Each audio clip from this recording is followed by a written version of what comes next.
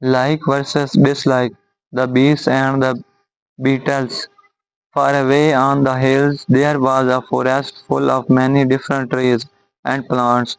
Different kinds of animals, birds and insects lived in the forest. There was a hug. There was a huge beehive on a tall tree. The bees were always fussy collecting honey and filling their combs. On another old tree close to the tree with the beehive was a colony of beetles. They lived in the old tree trunk. The bees and beetles were very good neighbors.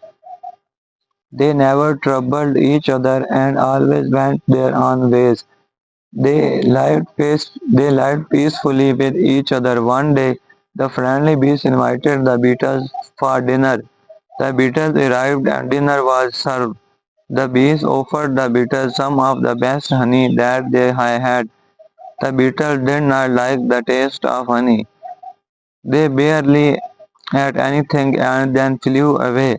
The next day, all the beetles invited the bees over for dinner. A plate full of dung was served to the bees. The bees could not eat even a single bite. They remained hungry and flew back home. Moral of the story. Two people can have different likes and dislikes, but still they can be good friends.